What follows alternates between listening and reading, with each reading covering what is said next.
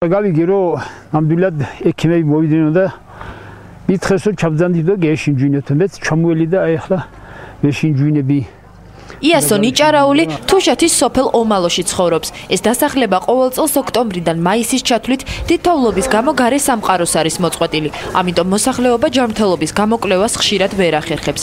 ამჯერად მედიკოსები სოფელ ომალოში თავად ჩავიდნენ. ავერსის კლინიკის ექიმები თუშებს სამედიცინო გამოკვლევებს 3 დღის განმავლობაში უტარებდნენ. ასეთ საქველმოქმედო აქციებს ავერსი დიდი ხანია ახორციელებს. ერთი თვის წინ მქონდა შატილში. ამჯერად გადავწყვიტეთ თუშეთში.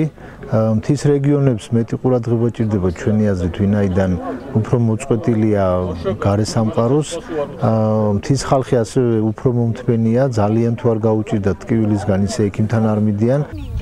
გომეწის ჭანჭახოვნის ჩაღმისა და პირიქითა ხეობების სოფლებიდან საკუთარი ჯანმრთელობის გამოსაკვლევად თუშეთში ჩამოსულ ავერსის კლინიკას 100-მდე პაციენტმა მიაკითხა. მათ ენდოკრინოლოგები, თერაპევტები, კარდიოლოგები, პედიატრები და ნევროლოგები იკვლევდნენ. პაციენტებს ეკოსკოპიური გამოკვლევებიც ჩაუტარდათ.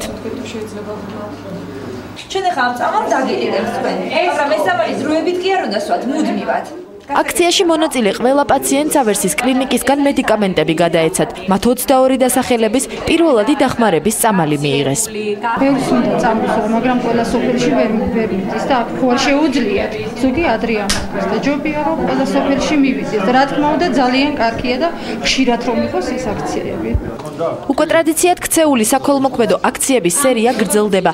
იმ მოსახლეობისთვის, რომლებსაც სამედიცინო მომსახურებაზე ხელი არ მიუწვდებათ, ავერსის ფონდი მსგავს აქციებს მომავალშიც ჩაატარებს.